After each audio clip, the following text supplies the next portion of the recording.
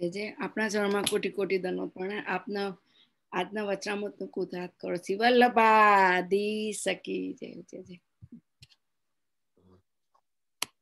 आवाज आवाज आ रहा है बरोबर?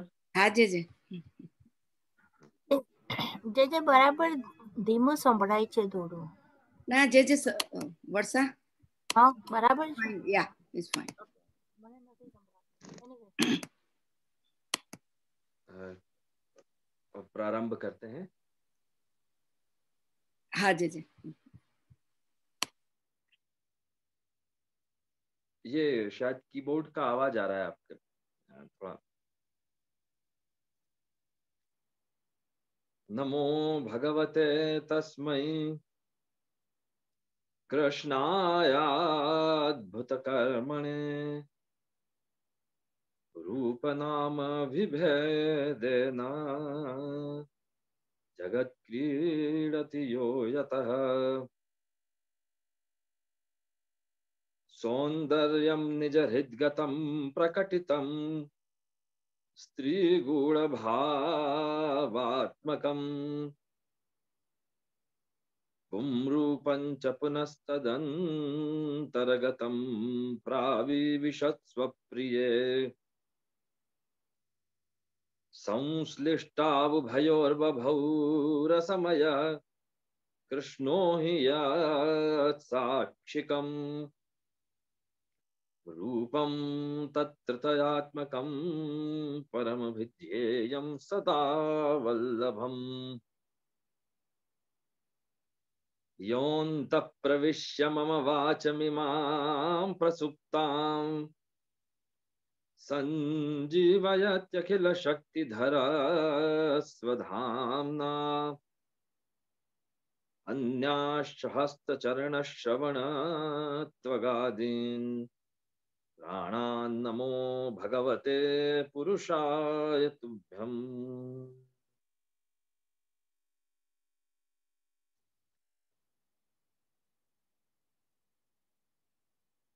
सत्संग मंडलમાં ઉપસ્થિત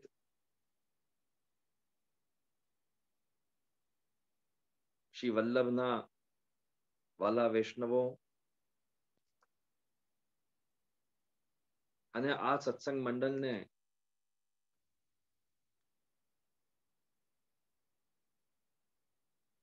સેતુ બનાવીને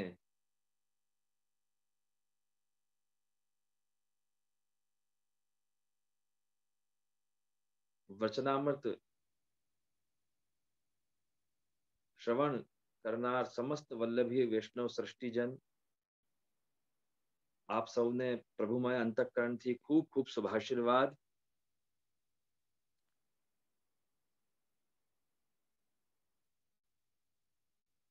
कल बहुत विस्तार से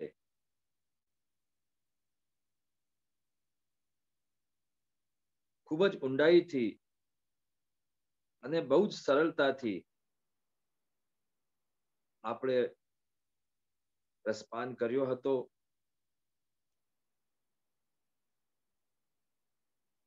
कि वैष्णवता के लक्षण क्या हैं, वैष्णव क्या है, और यह समझा कि वैष्णवत्वम ही सहजम,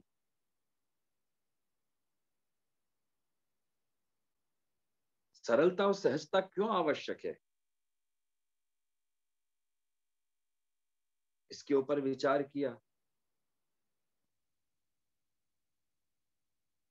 और अलौकिक जीवन के साथ लौकिक जीवन में भी सरलता, सहजता, दीनता और झुक के चलना क्यों आवश्यक है, यह भी समझा।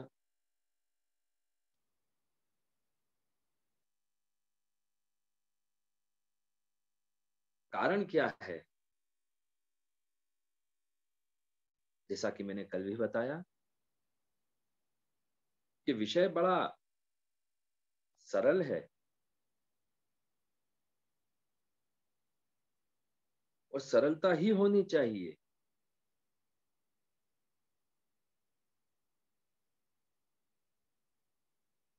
कल कुछ विदेश से वैष्णवों के फोन आए कि जैसे बहुत आपने सरल विषय लिया है। मैंने कहा विषय सरल ही होना चाहिए, क्योंकि हम आज के जीव भाव शून्य हैं, ज्ञान शून्य हैं, और बुद्धि का बल ज्यादा लगा नहीं सकते।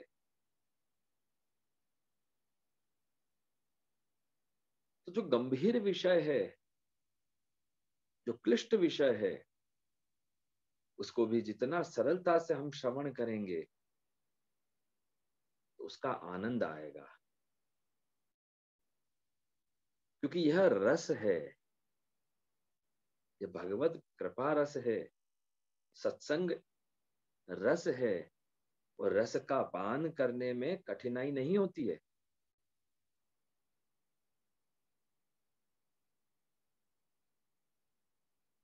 और अगर सरलता नहीं है तो उसमें बड़े बड़े प्रमाणों की अगर झड़ी लगा दो प्रवचन में, तो क्या होता है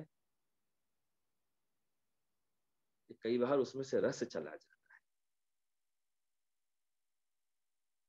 ऐसे ही जैसे मनुष्य के जीवन में अहंकार, अभिमान की कणी रह जाए तो वो स्वाद नहीं बनता।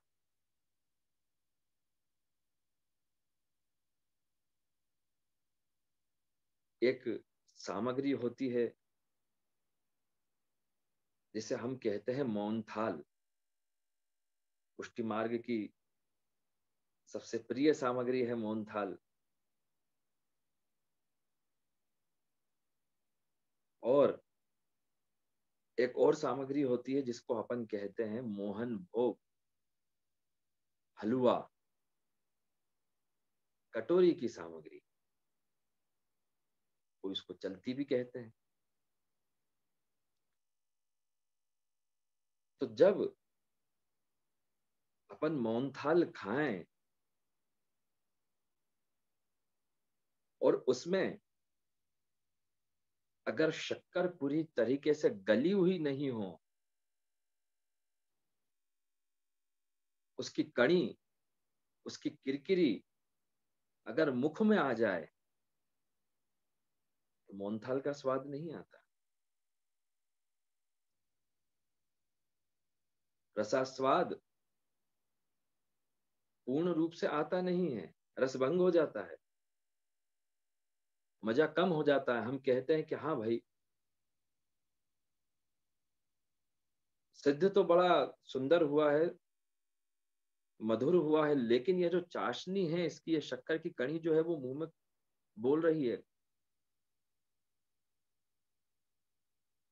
जैसे हलवा, सीरा, कटोरी की सामग्री, अगर शक्कर उसमें पूरी तरीके से गले नहीं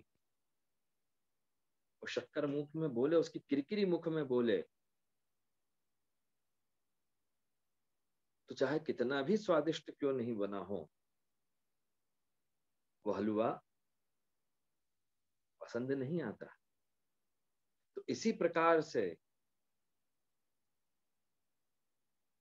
हमने सत्संग की इलायची पधरा दी हो, सेवा की केसर पधरा दी हो,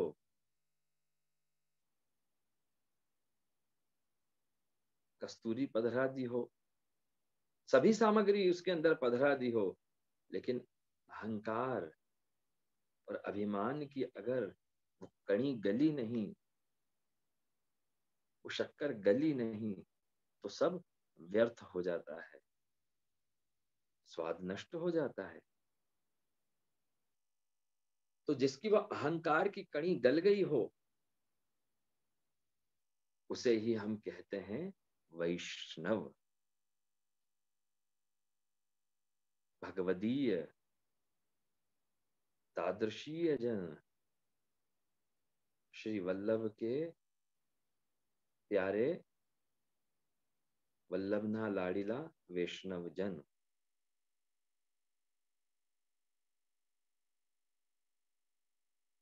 तभी उसे कहा जा सकता है। तो वैष्णव का अर्थ क्या है? वैष्णव हम किसे कहेंगे? हम वैष्णव उसे कहेंगे कि जिसका दर्शन करके, हम भगवदीय जन किसे कहेंगे कि जिनका दर्शन करके उनके रोम रोम में श्री ठाकुर जी का दर्शन हमको होने लग जाए। जिस प्रकार ज्ञानी भक्त उद्धव जी ने व्रज भक्तों के रोम रोम में श्री ठाकुर जी का दर्शन किया, रोम रोम में श्री कृष्ण का दर्शन किया,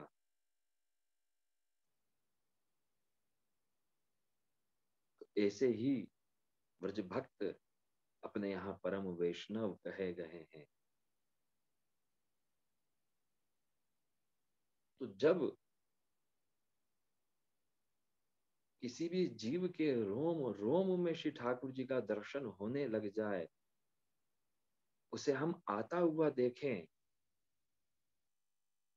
तो हृदय में यह भाव आए कि वैष्णव पधार रहे हैं, और जाके रोम रोम प्रति झलकत कोटि गोवर्धन राई। क्या लक्षण बताया है कि जाके रोम रोम प्रति झलकत कोटि गोवर्धन राई। इसके रोम रोम में श्री ठाकुर जी का, श्री गोवर्धन धर प्रभु का दर्शन होने लगे, वह वैष्णव है। और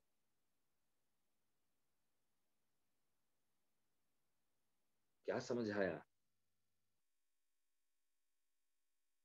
कि बिना विचार किए, बिना सोचे, बिना बुद्धि बल लगाए,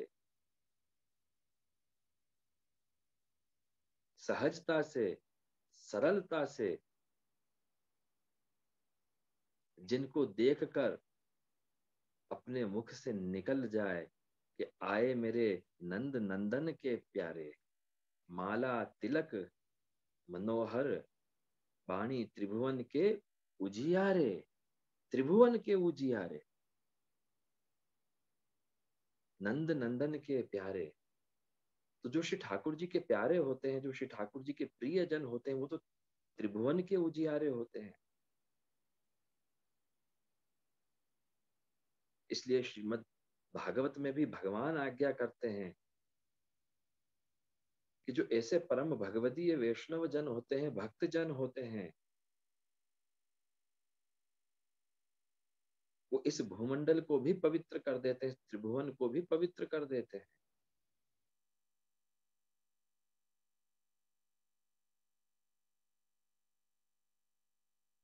लेकिन यह भाव कब आता है, यह दर्शन दूसरों को कब होता है, कि जब हमारे अंदर सरलता, सहजता, सुकोमलता विराजमान हो जाए। अधिकतर वैष्णवों के हृदय में बहुत बड़ा प्रश्न होता है, वैष्णव के मन में यह जिज्ञासा होती है कि कृपानाथ, हम बहुत समय से सेवा कर रहे हैं, इतने वर्षों से सेवा कर रहे हैं, प्रभु की भक्ति कर रहे हैं, तो भी प्रभु का सानुभाव हमें क्यों नहीं हो पाता? सर्वात्म भाव क्यों नहीं हो पाता? बिल्कुल नियम के अनुसार हम सेवा कर रहे हैं, प्रभु को लाड़ लड़ा रहे हैं, तो भी प्रभु का साक्षात्कार क्यों नहीं हो पाता? तो प्रभु के साक्षात्कार होने में, प्रभु के सानुभाव होने में जब विलंब होता है, उसका कारण पहले समझना चाहिए। उसका कारण क्या है, इसको पहले जानना चाहिए। क्योंकि जब तक उन बाधक भावों को हम नहीं समझेंगे, जो सेवा में बाधक हैं, सानुभाव में बाधक हैं, प्रभु के साक्षात्कार में बाधक हैं, भाव भक्ति में बाधक हैं, उन बाधा उत्पन्न करने वाले तत्वों को हम नहीं समझेंगे, तब तक भक्ति के हम जितने भी उपाय करेंगे, जितने भी साधक उपाय करेंगे, वो सब बाधक ही सिद्ध होंगे। जितने साधक उपाय हम करेंगे, वह सब बाधक ही सिद्ध होंगे। उसका कारण, उसका सबसे बड़ा कारण यह है क्योंकि हमारे हृदय का पात्र अभी दूषित है। हमारे हृदय का पात्र पूर्ण रूप से शुद्ध नहीं हो पाया है,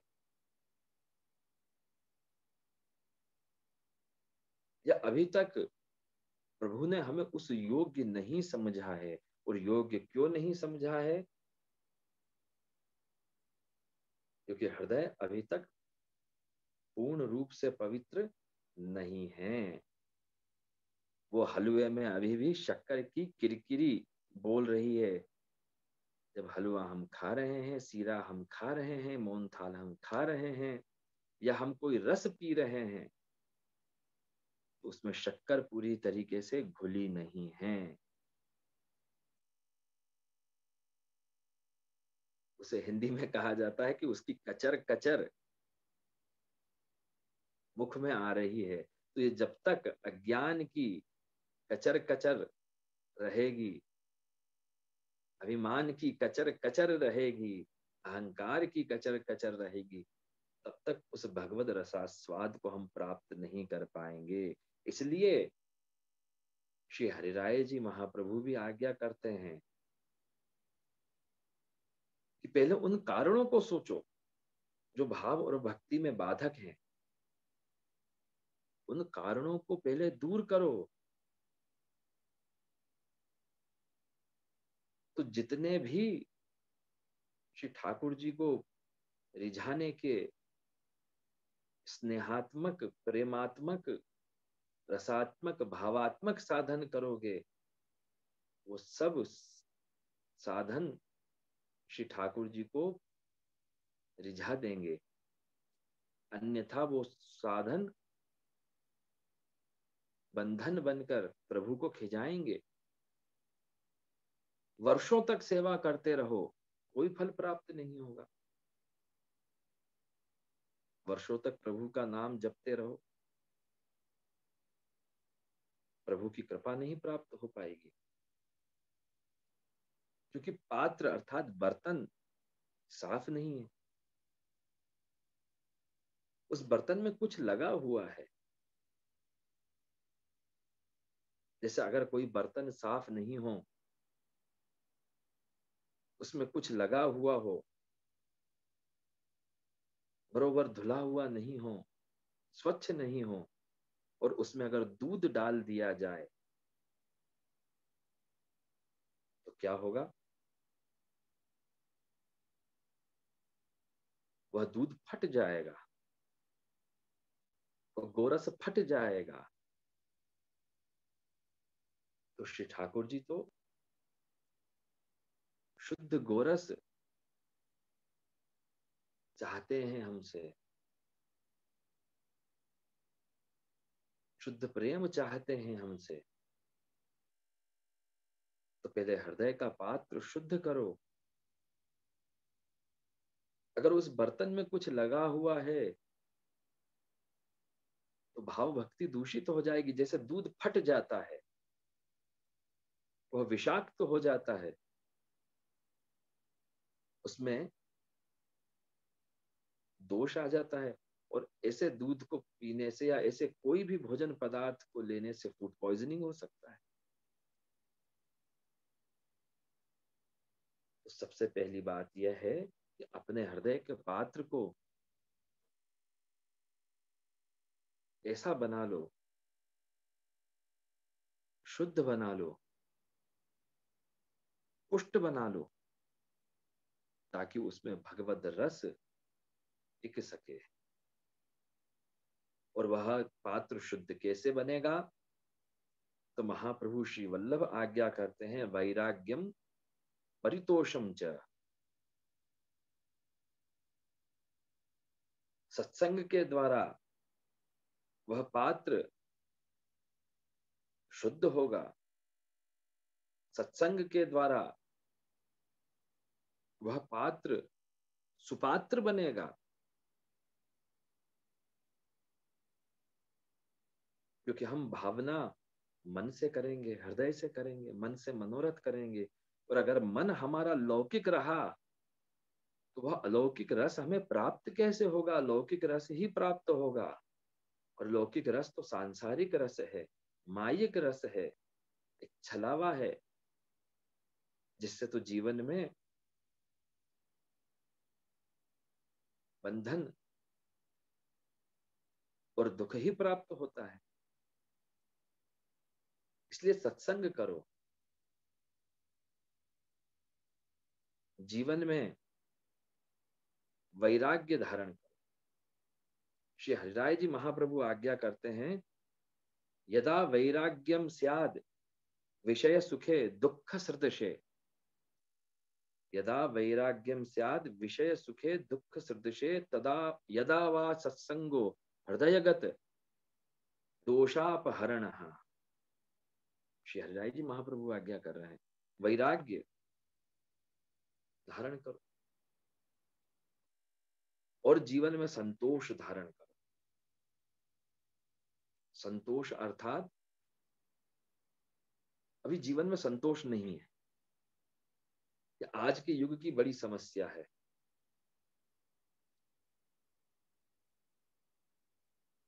संतोष कैसे नहीं है?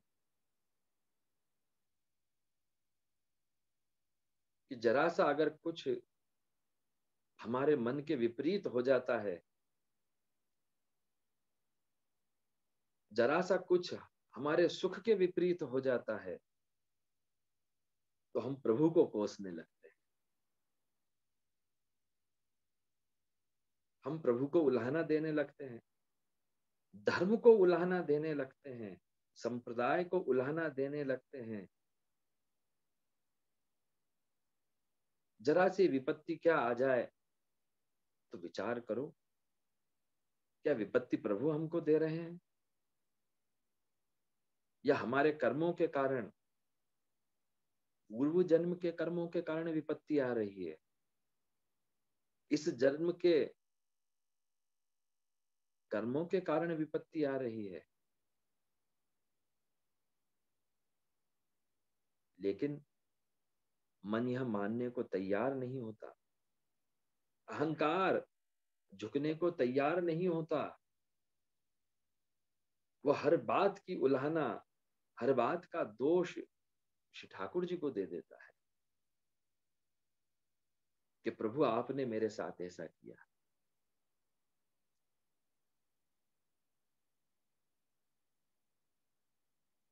मैंने आपकी इतनी सेवा की, मैंने आपकी इतनी भक्ति की, फिर भी मेरे ऊपर यह बाधा आई, मेरे ऊपर यह विपदा आई, विपत्ति आई।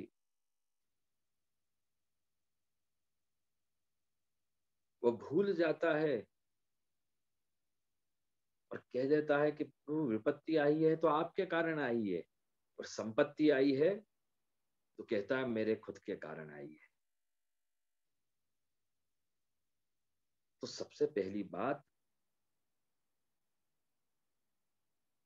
कि जीवन में संतोष धारण करो।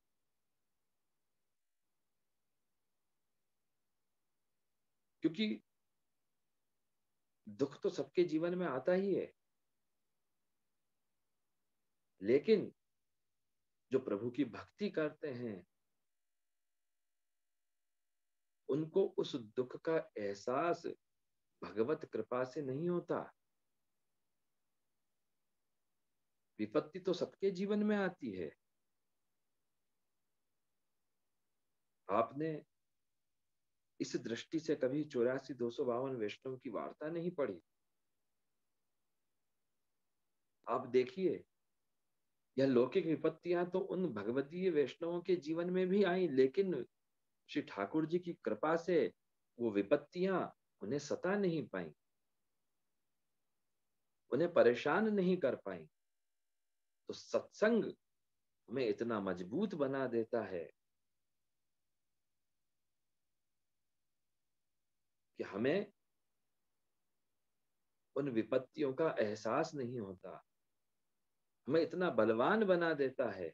और वह कैसे नहीं होता, इसका एक बड़ा सुंदर और सरल उदाहरण है कि जिस प्रकार अभी संपूर्ण विश्व में कोरोना महामारी चल रही है, उस कोरोना वायरस सबको भय में डाल रखा है।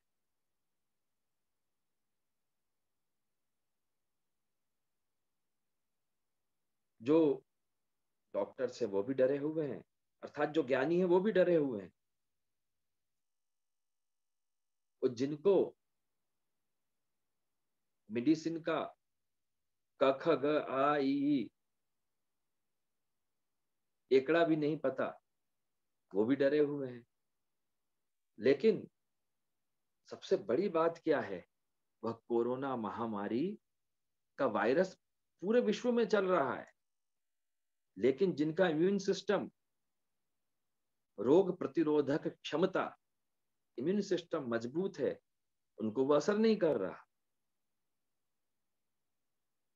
जो नियम से रह रहे हैं उनको कोरोना नहीं हुआ, जो संयम से रह रहे हैं, जो सावधानी से रहते हैं, उनको कोरोना का असर नहीं हो रहा है। तो डॉक्टर ने एक नई बात बताई। डॉक्टर्स ने यह कहा कि ये ओमिक्रॉन और कोरोना हल्का फुल्का तो सभी को हो चुका होगा, लेकिन जिनका इम्यून सिस्टम बहुत अच्छा, उनको पता नहीं पड़ा कि रोग कब आया और कब चला गया। तो वही बात है कि हम अपना रोग प्रतिरोधक क्षमता, इम्यून सिस्टम इतना मजबूत कर लें कि ये संसार के जितने भी रोग हैं, जितनी बाधाएं हैं, जितनी विपत्तियां हैं, जितने दुख हैं, वो अगर आए भी तो हमको लगे नहीं, हमको असर नहीं करे। हम एक ऐसा भक्ति योग धारण कर लें, जिस प्रकार से हम योग करते हैं, प्राणायाम करते हैं, अनुलोम विलोम करते हैं, कपालभाति करते हैं, भस्त्रिका करते हैं, आंतरिक योग करते हैं और बाह्य योग आसन इत्यादि करते हैं, ताकि अंदर से भी हमारा शरीर मजबूत रहे और बाहर से भी शरीर मजबूत रहे। तो उसी प्रकार से हम जीवन में भक्ति योग धारण कर लें तो इस संसार में भले कुछ भी चल रहा हो, हमारी दृष्टि के सामने भी आएगा तो हमको दृष्टि से भी दोष नहीं लगेगा। इन कानों के द्वारा अगर कुछ दुस्संग सुनाई दिया तो भी हमारे भाव दूषित नहीं होंगे, मन मलिन नहीं होगा। इसलिए श्री हरिराय जी महाप्रभु आज्ञा करते हैं, यदा वैराग्यम स्याद विषय सुखे दुख सदृशे यदा वा सत्संगो हृदयगत दोषापहरण। और यह भाव धारण करना चाहिए कि प्रभु करे सो भली करे, क्योंकि श्री ठाकुर जी जो हैं, प्रभु जो हैं, हित ही विचार करते हैं। प्रभु किसी जीव का अहित कभी विचार नहीं करते। श्री वल्लभ भी आज्ञा करते हैं कि नान्यथा तु करिष्यति। प्रभु कभी अन्यथा कुछ करते ही नहीं है। हम प्रभु किनको कहेंगे? जिनका अनंत ब्रह्मांड में प्रभुत्व है, उन्हें हम प्रभु कहेंगे। पर अनंत ब्रह्मांड में प्रभुत्व होते हुए भी भगवान जीवों का कभी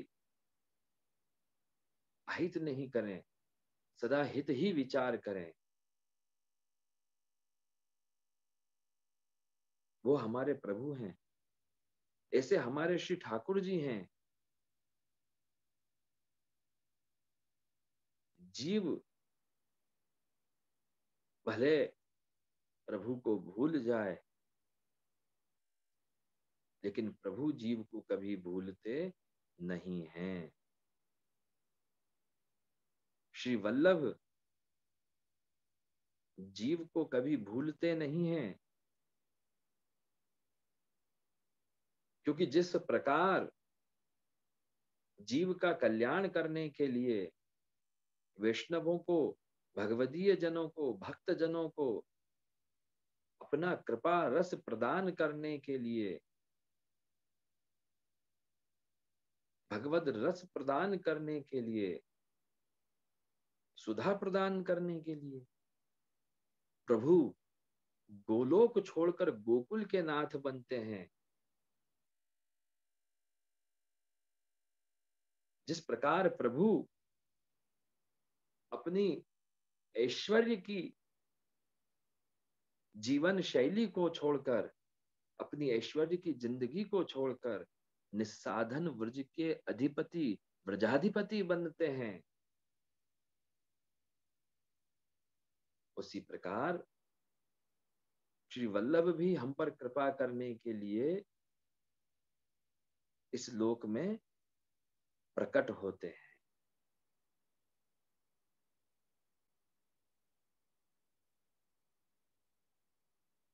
हम प्रभु को कुछ प्रदान तो कर नहीं सकते, प्रभु को कुछ दे नहीं सकते, इसलिए हम तो निस्साधन हैं। इसलिए सिद्धांत रहस्य की कमेंट्री में बड़ा सुंदर आज्ञा की कि व्रजाधिपति कौन है? निस्साधन व्रजस्य अधिपति ही। लेकिन प्रभु कृपा करने के लिए, हमारा उद्धार करने के लिए, उस परम रस का स्वाद चखाने के लिए, निकुंज की लीला का रसास्वादन कराने के लिए इस भूतल पर पधारते हैं, हमारे घर में विराजमान हो जाते हैं। और उनको विराजमान कौन करते हैं? स्वयं श्री वल्लभ करते हैं। इसलिए श्री वल्लभ के लिए भी क्या उपाधि, क्या वर्णन करते हैं कि वस्तुतः कृष्ण एव। लेकिन जीव भूल जाता है, और जब जीव भूल जाता है तो प्रभु के स्वरूप को समझ नहीं सकता, समझ नहीं पाता है। और उसे समझने के लिए ही सत्संग की आवश्यकता है, समर्पण की आवश्यकता है, सेवा की आवश्यकता है। तभी जाके वृंदावन निकुंज की लीला हरि जीवन स्वाद चखायो। वृंदावन निकुंज की लीला हरि जीवन स्वाद चखायो, वह स्वाद तभी आ पाएगा। और अगर चाखे रसिक बनना है तो श्री वल्लभ के प्रति पूर्ण समर्पण भाव होना आवश्यक है। श्री महाप्रभु के प्रति दृढ़ विश्वास होना आवश्यक है, जीवन में सत्संग होना आवश्यक है। और अगर यह नहीं है तो समझ लेना हम चाखे रसिक नहीं, हम केवल वात रसिक हैं। हम केवल, ગુજરાતીમાં કહેવત છે ને કે વાતોના વડાઓ બનાવે છે, हम केवल बातों के बड़े बना रहे हैं। तो जीव क्यों भूल जाता है? माया के कारण, अविद्या के कारण। तो जब तक यह अविद्या का पर्दा हटेगा नहीं, जीव अपने स्वरूप को पहचान नहीं पाएगा, अपने महात्म्य को समझ नहीं पाएगा वैष्णव। और जब वह अपने स्वरूप को भूल जाएगा तो उसे क्या कहा जाता है? अल्जाइमर हो गया है। तो उस अल्जाइमर रोग को दूर करने के लिए क्या कहा है? कि सत्संग करो और स्वार्थ वृत्ति का त्याग करो, प्रभु में समर्पण करो, प्रभु के श्री चरणों में सब कुछ अर्पण करो। और उसके बाद जो भी कार्य करोगे वह सब कृपा प्रसाद के रूप में मिलेगा। जो भी अन्न खाओगे वह अन्न भी भगवत प्रसाद के रूप में मिलेगा।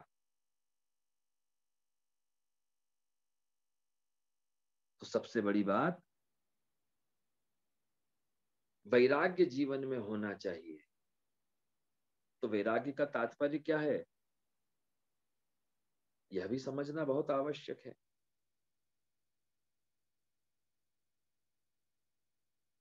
क्योंकि वैराग्य का अर्थ यह नहीं है कि हम घर छोड़ दें। वैराग्य का तात्पर्य यह नहीं है कि हम नौकरी छोड़ दें। वैराग्य का तात्पर्य यह नहीं है कि हम काम धंधा छोड़ दें, हम संसार के समस्त काम छोड़ दें। बहुत से लोग कहते हैं भाई पुष्टि मार्ग पालन करना है तो बड़ा कठिन काम है। बोले क्यों?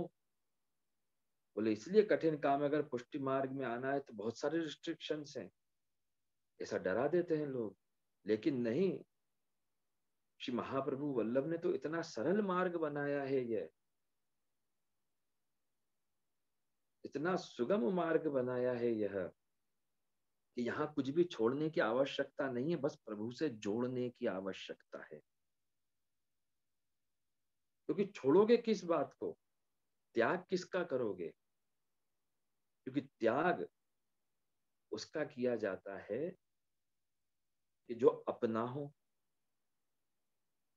और अगर यह सोचोगे कि यह मेरा है और मैंने त्याग किया है, तो उसमें अहंकार आ जाएगा। इसलिए त्याग किसी भी वस्तु का नहीं करना है। और अगर करना ही है तो त्याग उन वस्तुओं का करना है, उन तत्वों का करना है कि जो सेवा में बाधक हैं, वैष्णव धर्म में बाधक हैं, भगवत भाव की अभिवृद्धि करने में बाधक हैं। और सबसे बड़ी बात कि उन तत्वों का त्याग करना है जो हमें श्री ठाकुर जी से विमुख करते हो, श्री ठाकुर जी से दूर करते हो, उनका त्याग करना है। तो यहाँ वैराग्य का तात्पर्य क्या है? भगवत अनुराग करना, श्री ठाकुर जी से प्रेम करना, ही वैराग्य है। श्री ठाकुर जी के चरणों में अनुरक्ति ही हमारी विरक्ति है। काम धंधा नहीं छोड़ना है। एक बहुत सुंदर वार्ता आती है, बड़ी श्रवण मधुर है, कि दो वैष्णव श्री गुसाई जी के पास आए और उन्होंने विनंती करी कि प्रभु कृपानाथ, हमको श्री ठाकुर जी की सेवा करना है, तो आप हमको श्री ठाकुर जी की सेवा पधराओ प्रभु, हमारे माथे पधराओ, जिससे हमारा यह जीवन धन्य हो, हम सनाथ हो।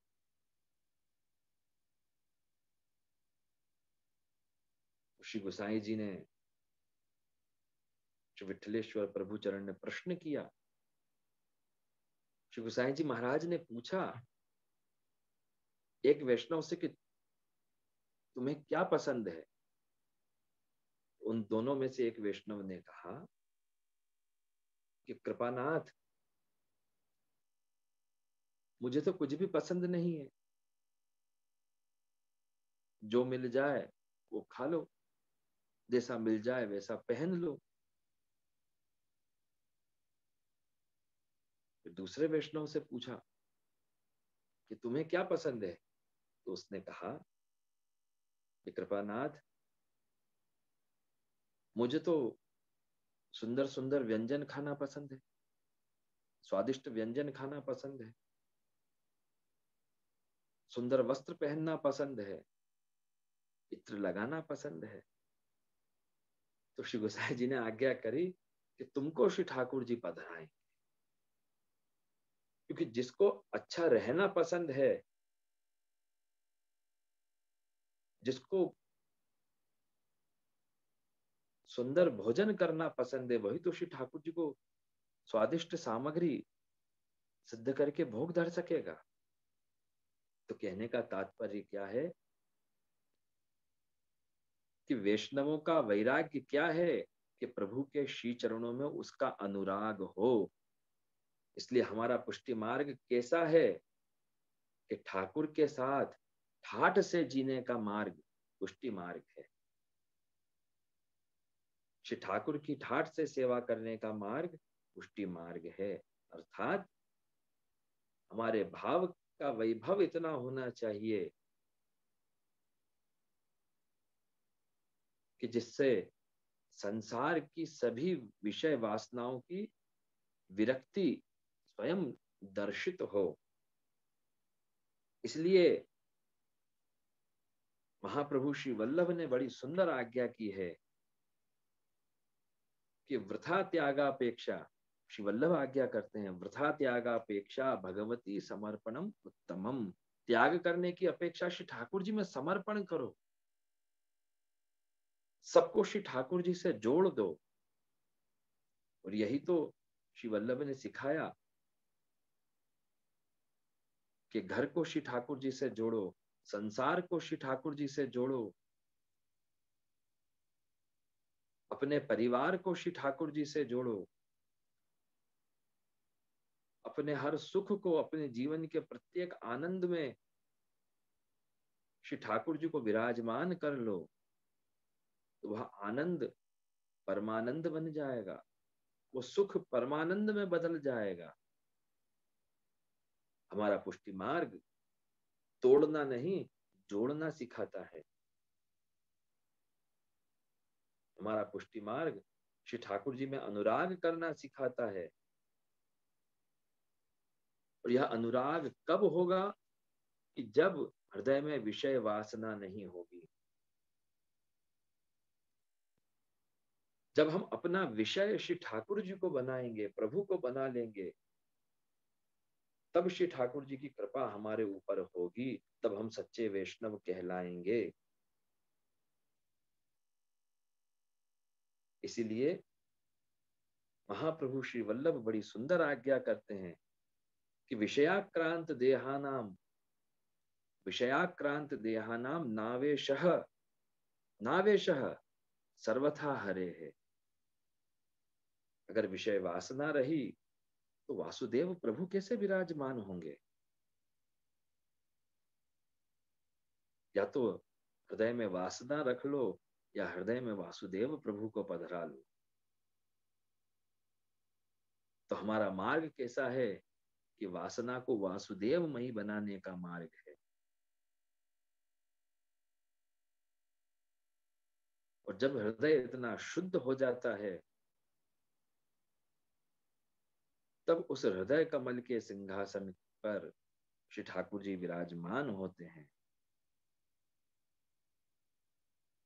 श्री हरिराय जी महाप्रभु पुनः आज्ञा करते हैं कि सत्संग वैराग्य और संतोष यह कब आता है? यह जब आएगा जब आपकी श्री गुरु चरणों में भक्ति होगी, अर्थात श्री वल्लभ का आश्रय आप धारण करोगे, तभी यह भाव आपके अंदर आएगा। इसलिए श्री हरिराय जी महाप्रभु आज्ञा करते हैं कि श्री आचार्य चरणों में, श्री मदाचार्य चरण कमलों में आश्रय होना, अनुरक्ति होना बड़ी आवश्यक है। इसीलिए अपने यहाँ दीनता के पद, आश्रय के पद गाए जाते हैं। श्री महाप्रभु जी की कहानी से सेवा की जाती है और कीर्तन बोला जाता है कि भरोसो दृढ़ इन चरणन केरो, दृढ़ इन चरणन केरो भरोसो, यह कीर्तन बोला जाता है।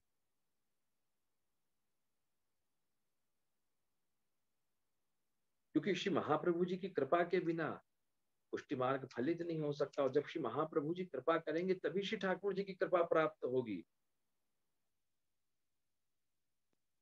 और कृपा जो है वही पुष्टि मार्ग में सर्वोपरि है।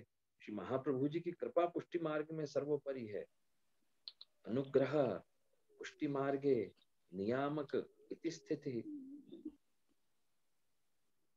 जब श्री वल्लभ की कृपा होगी तभी श्री ठाकुर जी की कृपा होगी। और जब तक प्रभु की कृपा नहीं हो तब तक हम जितने भी साधन करने का विचार करेंगे वह साधन सब बंधन बन जाएंगे। तो इसलिए श्री वल्लभ के प्रति दृढ़ भाव धारण करो, उसी के द्वारा प्रभु की सेवा हमें फलित होती है। और जब प्रभु की सेवा फलित होती है तो ही हमें तीर्थों का भी फल प्राप्त होता है। जब प्रभु की सेवा हमको फलित होती है तभी हमें दान पुण्य करने का भी फल प्राप्त होता है। और जब प्रभु की कृपा हमको फलित होती है तभी तीर्थ स्नान का भी फल हमको प्राप्त होता है।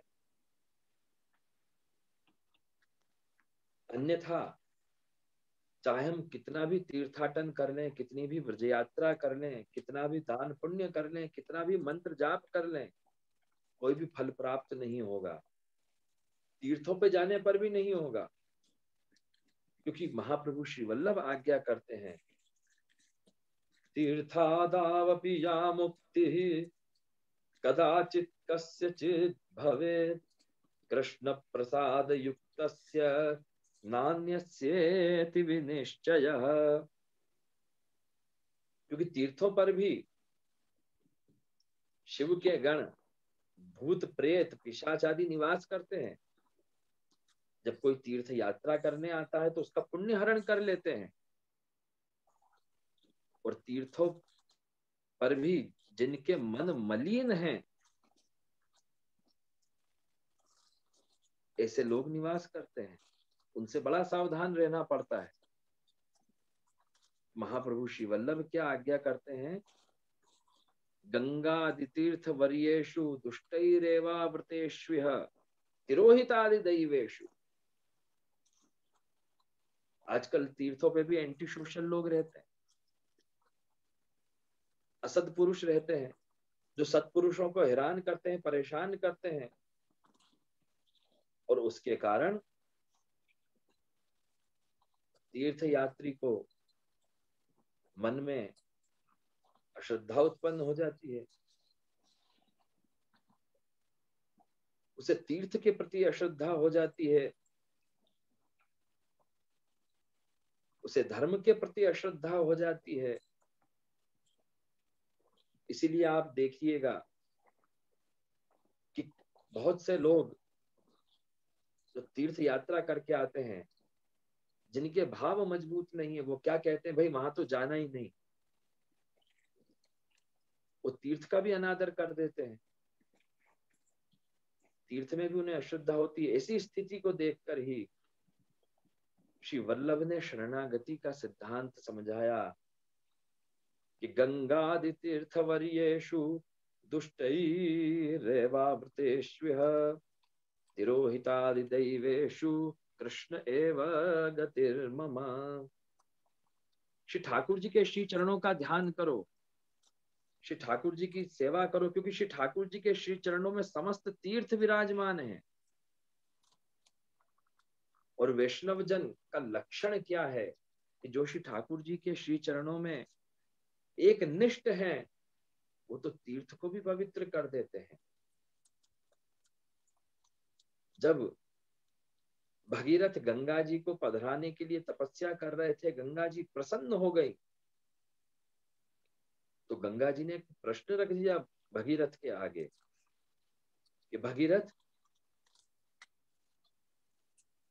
मैं भूतल पर आऊंगी और पापी लोग मेरे जल में स्नान करके उनके पाप को वहीं पर छोड़ देंगे, अपने दोषों को वहीं छोड़ देंगे, तो जो दोष उसमें रह जाएंगे, उस जल में, उस तीर्थ में, उसको कौन दूर करेगा? वह कैसे दूर होंगे? उसका बड़ा सुंदर और सरल सहज उत्तर मिलता है कि जब कोई सच्चा वैष्णव, सच्चा भक्त स्नान करेगा, तब तीर्थों के भी दोष दूर हो जाएंगे। तीर्थी कुर्वन्ति तीर्थानि स्वांतस्थेन गदाब्धा। इसलिए तो अपने यहाँ वार्ता जी में आता है, बड़ा सुंदर प्रसंग वार्ता में आता है कि जो सच्चे वैष्णव हैं, जो सच्चे भक्त हैं, वो तीर्थ को भी पवित्र कर देते हैं।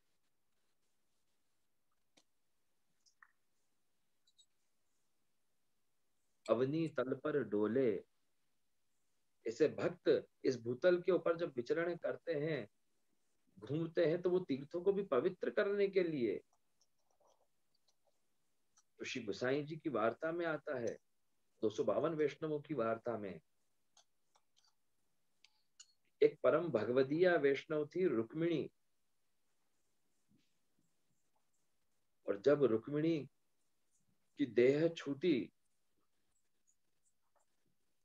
उनका जब गोलोकवास हुआ, तब वैष्णवों ने श्री गोसाई जी से विनती करी,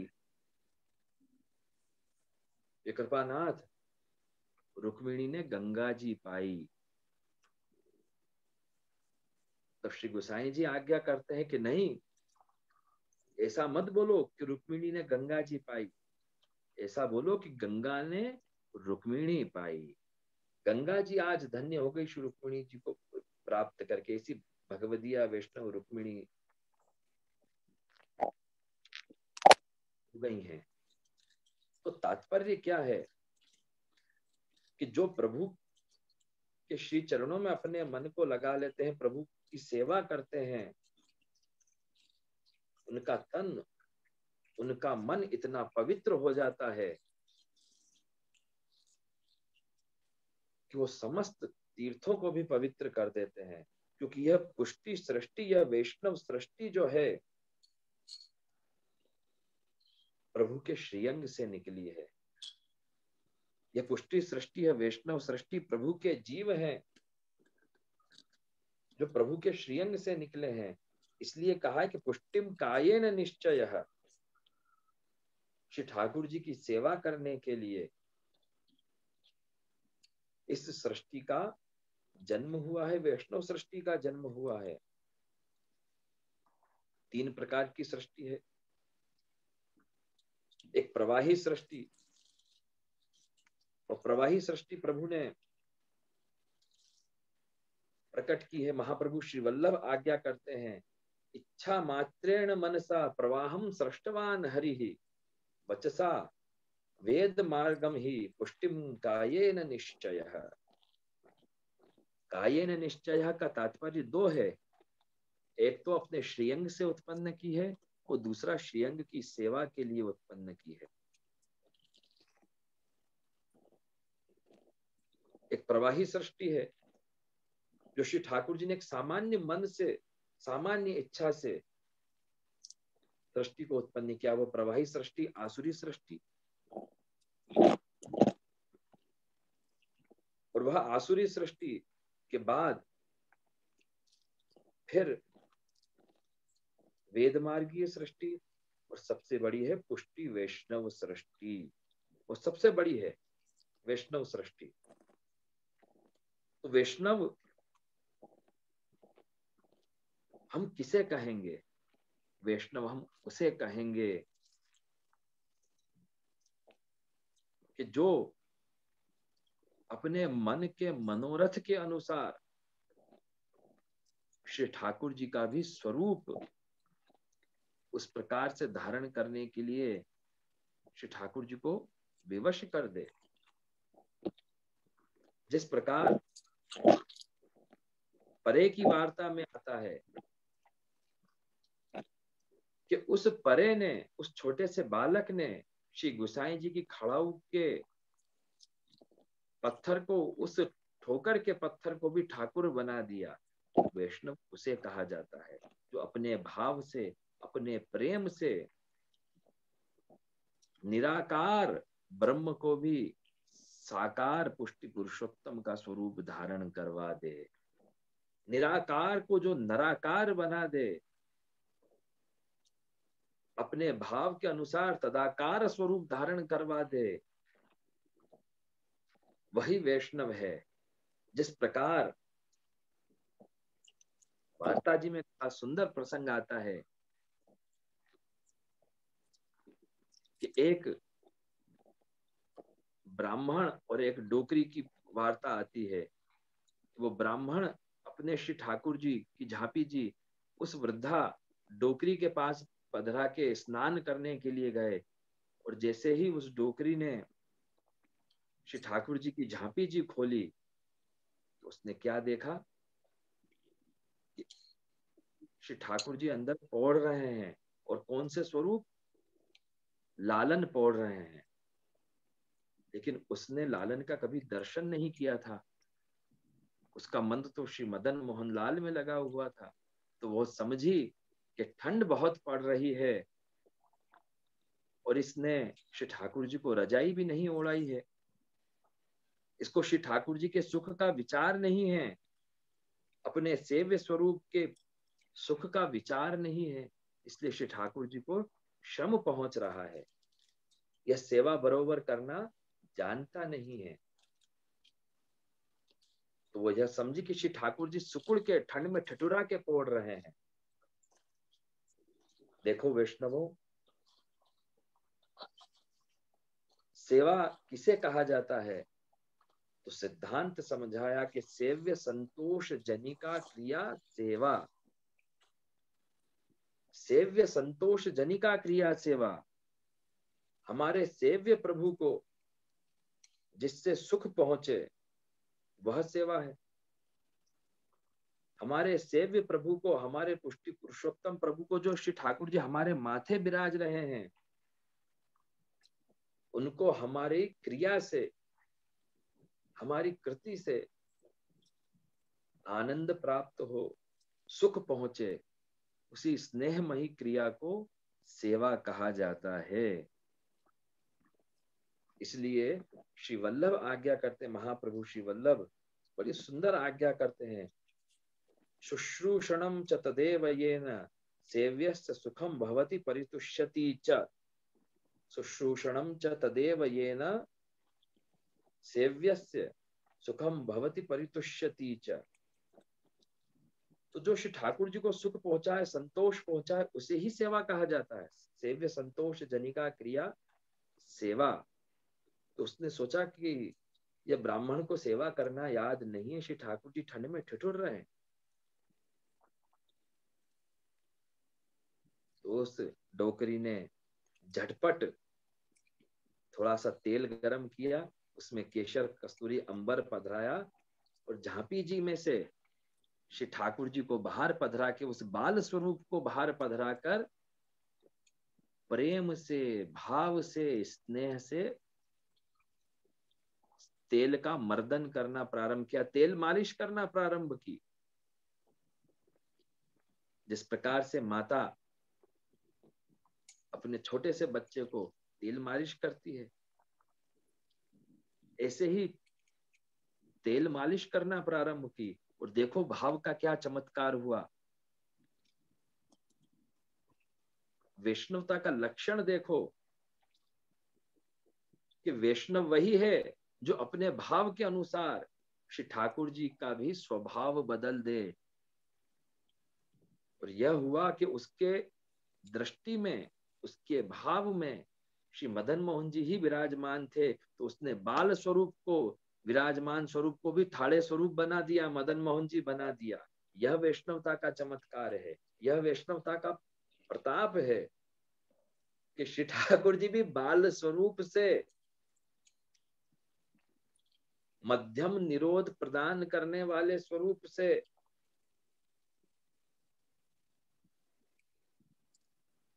उत्तम निरोध करने वाले स्वरूप बन गए। बाल स्वरूप से आप श्री मदन मोहन स्वरूप बन गए। तो यह वैष्णव उसे कहा जाता है, क्योंकि वैष्णव श्री ठाकुर जी की सेवा करने के लिए ही जन्म लेता है। सेवा ही सेवक धर्म। विवृत्ति में श्री गोसाई जी महाराज आज्ञा करते हैं, सेवा ही सेवक धर्म। लेकिन एक बड़ा सुंदर प्रश्न यहाँ पर उपस्थित होता है कि क्या वैष्णव कोई अलग है? वैष्णव कोई अलग जीव है क्या? एक बड़ा सुंदर प्रश्न उत्पन्न होता है। वैसे हम सुनते हैं कि पुष्टिम कायेन निश्चयः, यह सिद्धांत तो श्री महाप्रभु जी ने बता दिया है, लेकिन अनेक प्रकार के जीव हैं और वैष्णव दिखने में कुछ अलग तो दिखते नहीं है। जैसे सामान्य मनुष्य की आंखें हैं, वैसे ही वैष्णव की आंखें दिखती हैं। जैसे ही सामान्य मनुष्य का शरीर है, वैसा ही वैष्णव का शरीर दिखता है। जैसे आसुरी जीव, प्रवाही जीव दिखते हैं बाहर से दिखने में, ऐसे ही वैष्णव दिखते हैं। तो यह वैष्णव अलग कैसे हुए? सब कुछ एक जैसा है, लेकिन सब मनुष्य एक जैसे हैं। जैसे सभी फल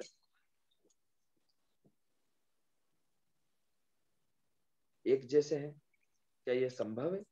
नहीं संभव है। जिस प्रकार अनेक प्रकार के जीव हैं, उसी प्रकार से अनेक प्रकार के फल हैं। कोई जाम है, कोई केरी आम है, कोई जामुन है, सबके बीज अलग अलग हैं। सफरजन के बीज से केरी उत्पन्न नहीं होगी, सफरजन ही होगा। सबके बीज भी अलग अलग हैं। जिस प्रकार हर फल समान नहीं होता, सबका स्वरूप अलग अलग होता है, हर फल का स्वाद अलग अलग होता है, उनका गुण भी अलग अलग होता है, उनका बीज अलग अलग होता है। उसी प्रकार वैष्णवता भी एक फल है, और वह फल सुफल कब होता है? कि जब हम श्री ठाकुर जी की सेवा करें, तब वह फल सुफल होता है। हर फल अलग अलग है, इसी प्रकार हर जीव अलग अलग है। भले दिखने में फल फल सब एक जैसे दिखते हैं। अगर फल की टोकरी हो, एक बाउल में फल रखे हो, तो हम ये नहीं कहते कि भाई आम रखे हैं, सेव फल रखे हैं, केला रखे हैं, अपन क्या बोलते हैं? फल रखे हैं। लेकिन जब उसका विश्लेषण किया जाता है, उनके स्वाद का, उनके गुण का, तब उनका वर्णन अलग अलग होता है। इसी प्रकार से पुष्टि जीव जो हैं वो अलग हैं, स्वतंत्र हैं। पुष्टि भक्त स्वतंत्र हैं। इसलिए गोपाल दास जी ने वल्लभाख्यान में कहा है कि पुष्टि मार्गीय जीव स्वतंत्र, केवल भक्त न था रे। वह केवल भक्त नहीं है, वह स्वतंत्र है। तो जीवन में जब हम श्री ठाकुर जी की सेवा करते हैं तब वह फल सुफल बनता है, क्योंकि वैष्णवता भी एक फल है, वैष्णव जीवन भी एक फल है। और उस फल को मधुर बनाना हो, स्वादिष्ट बनाना हो, तो श्री ठाकुर जी की सेवा बड़ी आवश्यक है। क्योंकि भगवान की सेवा के लिए, श्री ठाकुर जी की सेवा के लिए ही जीव की उत्पत्ति हुई है। महाप्रभु श्री वल्लभ आज्ञा करते हैं कि तस्मात् जीवा पुष्टि मार्गे भिन्ना एव न संशय। श्री महाप्रभु जी स्वयं आज्ञा करते हैं कि पुष्टि मार्गी जीव सबसे भिन्न है। तस्मात् जीवा पुष्टि मार्गे भिन्ना एव न संशय। और क्या आज्ञा करते हैं? भगवद रूप सेवार्थम तत्सृष्टिर नान्यथा भवेत्। ये पुष्टि सृष्टि कोई सामान्य सृष्टि नहीं है। ये पुष्टि बीज सबसे अलग है। यह पुष्टि सृष्टि ब्रह्मा के द्वारा बनाई गई सृष्टि नहीं है। जब हम गोलोक की लीला का श्रवण करते हैं तब हमें मालूम पड़ता है कि यह सृष्टि श्री ठाकुर जी को सुख पहुंचाने के लिए, अलौकिक मनोरथों को सिद्ध करने के लिए, श्री ठाकुर जी के मनोरथ को सिद्ध करने के लिए उत्पन्न हुई है। इसलिए वृहद वाराह पुराण के अंदर इसका वर्णन आता है कि अन्यैव काचित् सा सृष्टि विधात्री व्यतिरेकिणी। यह सबसे अलग सृष्टि है, यह बीज सबसे अलग बीज है। और यह बीज दृढ़ कब होता है? कि जब हम वैराग्य और त्याग भावना से वैष्णव जीवन जीते, अर्थात श्री ठाकुर जी को सब कुछ समर्पण करके अपना जीवन व्यतीत करते हैं। इसलिए महाप्रभु श्री वल्लभ आज्ञा करते हैं कि अगर एक बार यह बीज दृढ़ हो जाए तो कभी नष्ट नहीं होता। बीजम तदुच्यते शास्त्रे दृढ़म यन्नापि नश्यति। तो इसको दृढ़ करना हो तो क्या करना चाहिए? तो महाप्रभु श्री वल्लभ दूसरा उपाय बताते हैं कि बीज भावे दृढ़े तुस्त्या त्यागा श्रवण कीर्तनात्।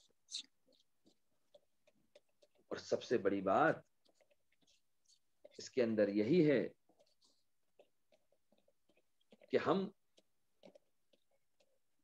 सत्संग करें, क्योंकि सत्संग करने से मन पवित्र होता है, मन मलिन नहीं होता। अगर मन मलिन हो जाए तो सबसे बड़ी समस्या ये होती है कि फिर हम चाहे जो कुछ भी कार्य करें वह कार्य दूषित हो जाता है। तो वैष्णव जन्म मिला है, मनुष्य जन्म मिला है, तो हमें सत्संग करना है और प्रभु से किसी भी प्रकार की कामना नहीं करनी है, स्वार्थ भाव नहीं रखना है। इसलिए श्री हरिराय जी महाप्रभु आज्ञा करते हैं कि तस्य सेवां प्रकुर्वीत यावज्जीवं स्वधर्मतः न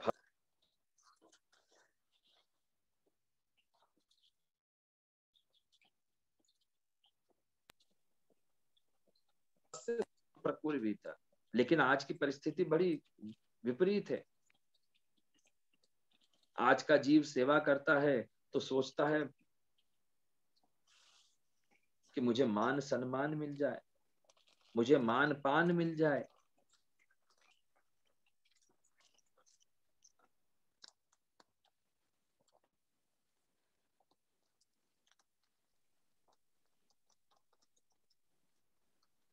लेकिन श्री हरिराय जी महाप्रभु आज्ञा करते हैं कि सेवा किस प्रकार से करनी चाहिए। तस्य सेवां प्रकुर्वीत यावज्जीवं स्वधर्मतः न फलार्थम।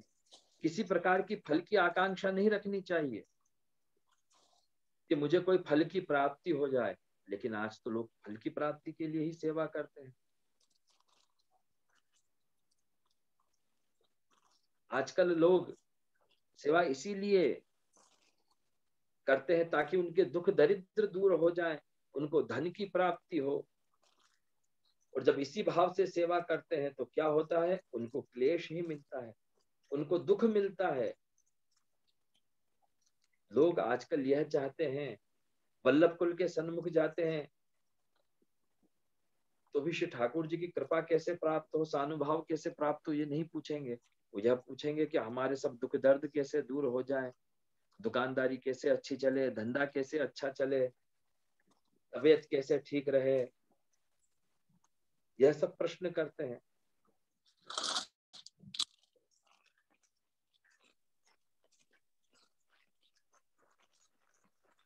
कि सभी रोगों की एक दवा है, ऐसा नहीं है कि अपने यहाँ उपाय नहीं बतलाए गए हैं।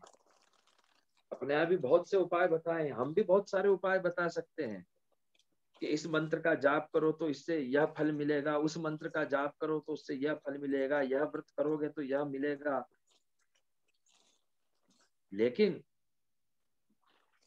यह सब बात सिखाने के लिए, यह बताने के लिए श्री महाप्रभु का जन्म हुआ है? नहीं। तो एक सूत्र अगर हम पकड़ लें, जैसे पुराने जो सिद्ध होते थे, जो सिद्ध योगी होते थे, सिद्ध पुरुष होते थे, वो क्या करते थे, एक ही मंत्र पकड़ते थे और उसी का इष्ट साधते थे और उसी से सब कार्य करते थे। तो वैष्णवों को भी अगर कभी मन में इच्छा हो तो वैष्णव पूछते हैं हमसे फोन करके। और अगर इतना विवेक नहीं हो, इतना धैर्य, इतना भगवत आश्रय नहीं है, तो ये कलयुग का प्रवाह है, हमको भी बताना पड़ता है कि भाई ऐसा उपचार कर लो तो ऐसा हो जाएगा, ये पाठ कर लो, ये स्तोत्र कर लो, यह कवच कर लो तो वैसा हो जाएगा। लेकिन अगर कोई एक ही वस्तु ऐसी पकड़नी हो, एक ही मंत्र ऐसा पकड़ना हो कि जिससे सब काम सिद्ध हो जाए, तो वह क्या है, श्री ठाकुर जी का शरण मंत्र है। तो श्री ठाकुर जी के शरण मंत्र, श्री कृष्ण शरणम मम, इस मंत्र को साध लो तो सभी प्रकार के दुख, बाधाएं, दरिद्र दूर हो जाएगा। इसीलिए अपने यहाँ सिद्धांत बताया है। क्या सिद्धांत बताया? कि अस्माकं साधनम साध्यम श्री कृष्ण शरणम मम। श्री कृष्ण शरणम मम का जाप करो, लेकिन प्रभु की सेवा इस भावना से मत करो कभी कि हमारा दुनिया में नाम पान हो जाएगा। तो श्री हरिराय जी महाप्रभु यही आज्ञा करते हैं, न फलार्थम न भोगार्थम न प्रतिष्ठा प्रसिद्ध है ये। लेकिन आजकल उल्टा हो रहा है, पाखंड बढ़ गया है और व्यक्ति दिखावा करने लगा है। वो चाहता है कि मेरी प्रसिद्धि बढ़े, इसके लिए लोग अलग अलग प्रकार के साधन करने में जुटे हुए रहते हैं, अलग अलग प्रकार के यतन जतन करने में लगे हुए रहते हैं। लोगों को आज अधिकार चाहिए, नामवरी चाहिए। लोग पैसा कमाने के लिए, धन प्राप्ति करने के लिए वैष्णव वेश धारण कर लेते हैं। ऐसे प्रवाही आसुरी जीव दूसरों को कष्ट पहुंचाते हैं। धोती बंडी धारण कर लेंगे, तुलसी की कंठी धारण कर लेंगे, माथे पे तिलक धारण कर लेंगे और धर्म को धंधा बना लेंगे। जरा सोचो, दुर्लभम मानुषम जन्म, मनुष्य जन्म बड़ा दुर्लभ है।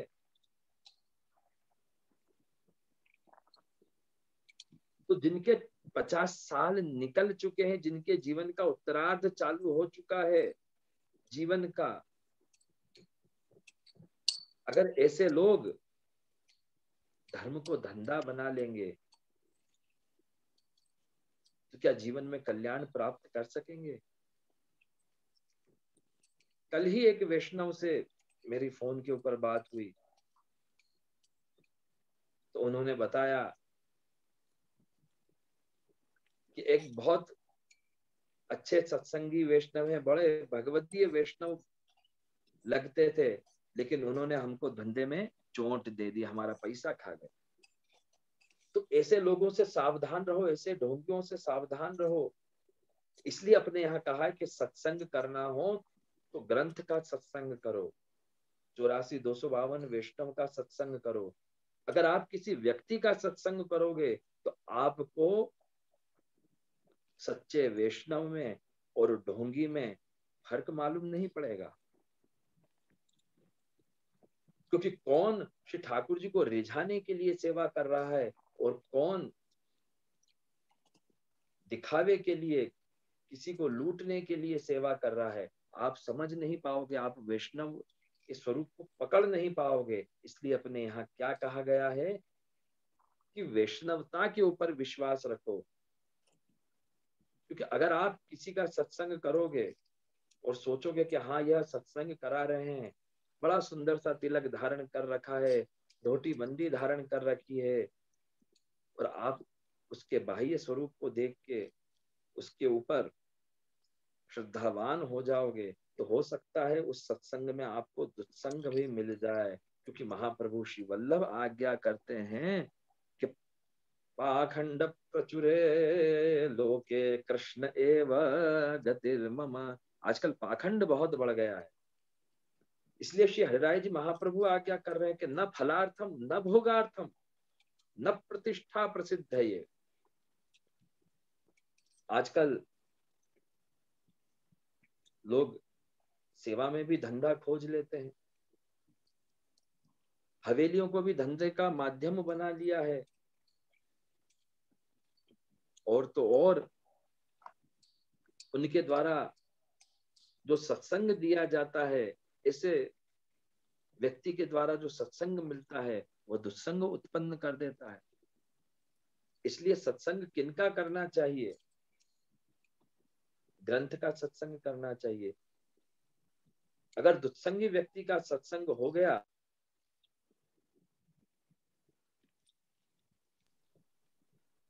लग जाए, दुस्संग का जहर भर जाएगा। इसलिए बताया कि वाको संग विषम विषहूते,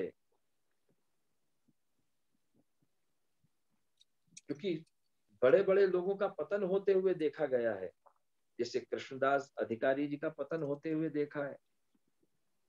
उन्होंने लाभ पूजार्थ के लिए अधिकार पद ग्रहण किया, उनको अभिमान अहंकार आ गया। इसलिए महाप्रभु श्री वल्लभ आज्ञा करते हैं लाभ पूजार्थ यत्नेषु कृष्ण एव गतिर्मम। तो लाभ पूजार्थ के लिए सेवा नहीं करनी चाहिए, सत्संग नहीं करना चाहिए। कृष्णदास अधिकारी जी को बड़ा अहंकार आ गया, उनको अहंकार था कि मैं अधिकारी हूं, उनके अंदर आसुरी भाव आ गया, और जब आसुरी भाव आया तो क्या हुआ? दुत्संग लगा, वैष्णवों को डांट डपट करने लगे, ऐसा करो ऐसा मत करो, मैं जो कहता हूं वही करो।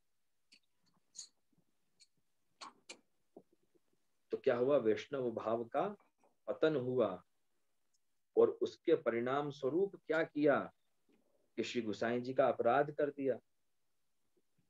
और जब श्री गोसाई जी का अपराध किया तो क्या हुआ? अंधे कुएं में गिरे,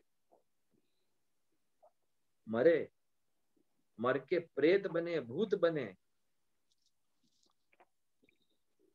लेकिन फिर भी श्री गोसाई जी ने उनका उद्धार किया। तो कृष्णदास अधिकारी ने कन्फेस किया कि सुरते असुर भय और असुरते सुर भय इन चरणन छोए, अर्थात इन चरणन को छूकर ही मैं वापस से वैष्णव बना हूं। तो वैष्णवों, श्री ठाकुर जी के श्री चरणों में सदा अपने मन को लगाए रखना चाहिए। इसलिए तो अपने यहाँ कहते हैं कि श्री ठाकुर जी के चरण स्पर्श आग्रह पूर्वक करना चाहिए, श्री वल्लभ के चरण स्पर्श आग्रह पूर्वक करना चाहिए। एक बात बताओ, कृष्णदास अधिकारी का पतन क्यों हुआ? क्योंकि उनके मन में कामना थी, प्रसिद्धि की कामना थी, अधिकार की कामना आ गई। इसलिए तो जब यह बात मालूम पड़ी कि कृष्णदास अधिकारी प्रेत बने, तो रामदास भीतरिया ने श्री गोसाई जी से विनती की, तामसा नाम अधोगति ही। तो सोचो, इतना जीवन निकल जाने के बाद अगर कोई लाभ पूजार्थ यत्न के लिए श्री ठाकुर जी की सेवा करे, मंदिर का वहीवट करे, सत्संग कराए, तो उसकी अधोगति तो होना ही है। और कैसे जीव की अधोगति हुई यह देखो।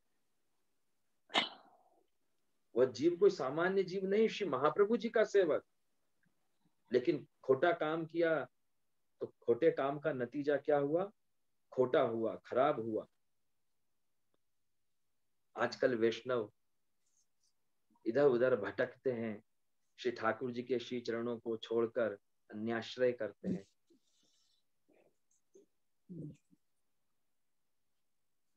तो क्या अन्याश्रय करने से जीवन का उद्धार हो जाएगा? क्या अन्याश्रय करने से सब कार्य सिद्ध हो जाएंगे? नहीं होने वाले। उसका एक व्यावहारिक कारण भी आपको समझाता हूं।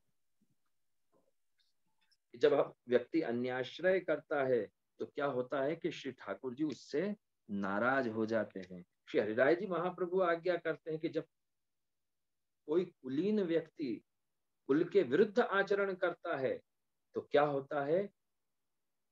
उस कुल के स्वामी उसके ऊपर कुपित हो जाते हैं। तो हम वैष्णव कुल के हैं, उच्च कुल के हैं, तो जब हम अपने कुल के विरुद्ध आचरण करते हैं तब हमारे कुल के स्वामी कौन है? श्री कृष्ण। वो कुपित हो जाते हैं, श्री ठाकुर जी हमसे नाराज हो जाते हैं कि ये तो अन्याश्रयी है, ये तो मुझे छोड़ के अन्य सबका भी भजन करता है, देवी देवताओं का भी भजन करता है। इसलिए श्री गोसाई जी ने आज्ञा की है टिप्पणी में, इतर भजनम न कार्यम पारंपर्यागतमपि। अपने श्री ठाकुर जी को छोड़ के, अपने इष्ट को छोड़कर अगर परंपरा से भी कोई पूजा पाठ इत्यादि हो रहा हो तो वो नहीं करना चाहिए। लेकिन यह भाव हमारे अंदर नहीं आ पाता। अपन श्री ठाकुर जी की सेवा भी करते हैं, कुल देवी देवताओं का भी पूजन करते हैं जो हमारे परंपरा से हैं। लेकिन एक बात बताओ, क्या ये उद्धार कर सकते हैं? क्या यह कल्याण कर सकते हैं? जितने देवी देवता हैं, क्या ये हमारा कल्याण कर सकते हैं? नहीं कर सकते, क्योंकि जब इनके ऊपर विपत्ति आती है तब ये स्वयं श्री ठाकुर जी के पास जाते हैं। आप अनेक पुराण उठा के देख लो, धर्म ग्रंथ उठा के देख लो। इसलिए तो भगवान ने श्रीमद् भगवद गीता में अर्जुन को आज्ञा की है कि जितने देव हैं यह सब मेरे पास ही आते हैं, और जितने जीव, जितने मनुष्य अन्य अन्य देवों का भजन करते हैं वो भी प्रकारांतर से मेरा ही भजन करते हैं, क्योंकि उनका उद्धार मुझे ही करना पड़ता है। इसलिए अन्याश्रय से सदा बचना चाहिए। अन्याश्रय श्री ठाकुर जी को पसंद नहीं है। तो जब हम अपने श्री ठाकुर जी को छोड़कर, अपने कुल के स्वामी को छोड़कर, अपने इष्ट देव को छोड़कर, अपने कुल के स्वामी कौन है? अपने कुल देव कौन है? श्री कृष्ण अपने कुल देव हैं।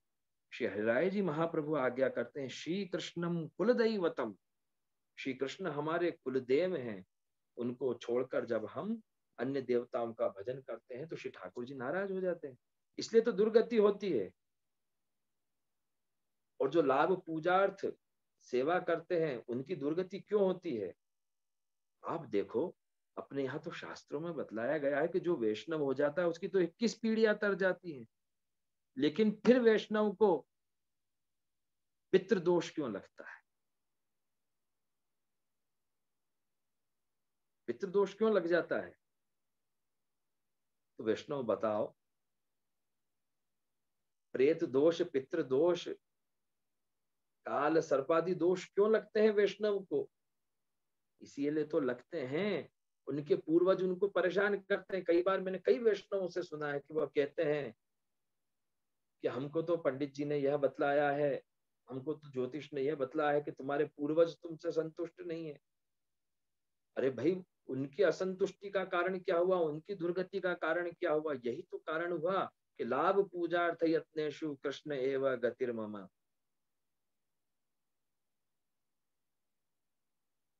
तो बताओ, सदगति अच्छी है या दुर्गति अच्छी है?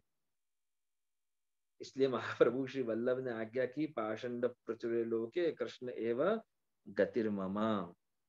तो ऐसे लोगों से सावधान रहो जो आपको लूटने के लिए सत्संग करवाते हो, वैष्णवता बताकर आपसे व्यवसाय करते हो। जैसा कि मैंने बताया, कल ही मेरी एक वैष्णव से बात हुई।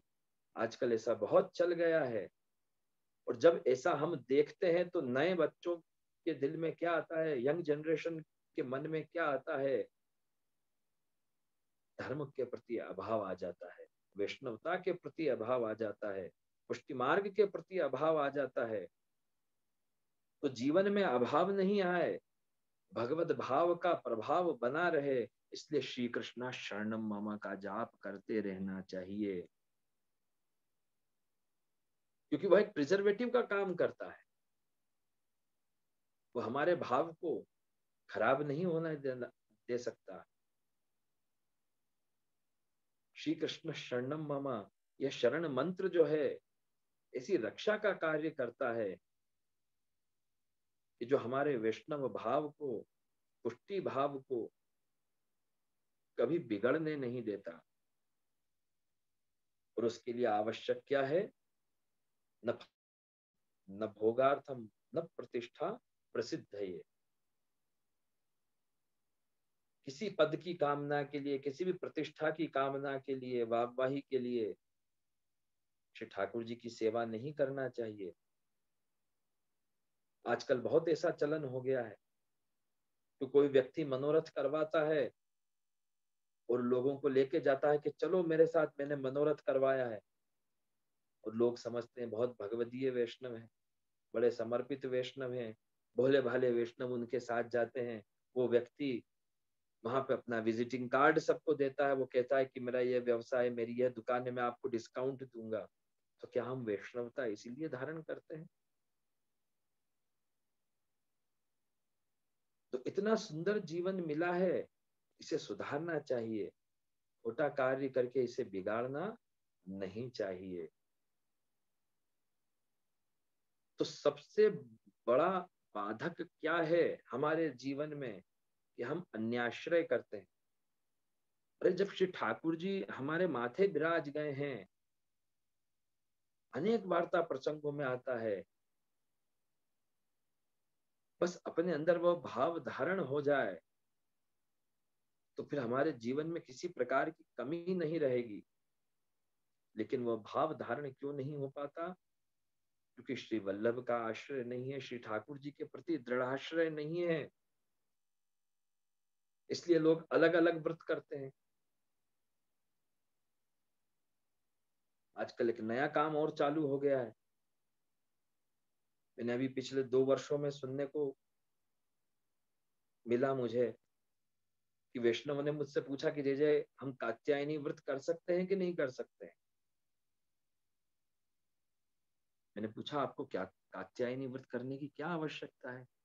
बोले नहीं जय जय, व्हाट्सएप के ऊपर, फेसबुक के ऊपर बहुत काफी आता है कि कात्यायनी व्रत करना चाहिए वैष्णव को, और इस श्लोक का पाठ करना चाहिए कि कात्यायनी महामाये महायोगिन यधीश्वरी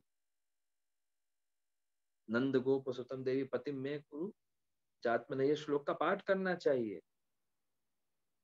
मैंने कहा भाई देखो, अन्याश्रय नहीं करना चाहिए। बोले इसमें अन्याश्रय है। मैंने कहा बिल्कुल अन्याश्रय है, क्योंकि जब श्री महाप्रभु वल्लभ ने आपको आज्ञा दे दी कि हो अपनो सर्वस्व दे तो हो, जब सब कुछ तो दे दिया, अगर आचार्य स्वरूप से आप मानो तो भक्ति मार्गाब्ज मार्तंड हैं। वस्तुतः कृष्ण एवं श्री ठाकुर जी हैं, और लीलात्मक स्वरूप से आप मानो तो स्वामिनी भाव भी आपने धारण कर रखा है। तो जब श्री स्वामिनी जी ने, श्री ठाकुर जी ने अपना स्वरूप स्वयं आपको पधरा दिया कि हो अपनो सर्वस्व देत हूं। उन श्री ठाकुर जी को साक्षात स्वरूप नहीं मानकर फिर मंत्र जापते रहना कि नंद गोप सुतम मुझे प्राप्त हो जाए। अरे जब श्री महाप्रभु जी ने ठाकुर जी पधरा ही दिए हैं तो फिर ये व्रत करने की आवश्यकता क्या है? इसका मतलब हम ये नहीं समझते कि हमारे घर में जो श्री ठाकुर जी विराज रहे हैं वो पूर्ण पुरुषोत्तम है, पुष्टि पुरुषोत्तम है।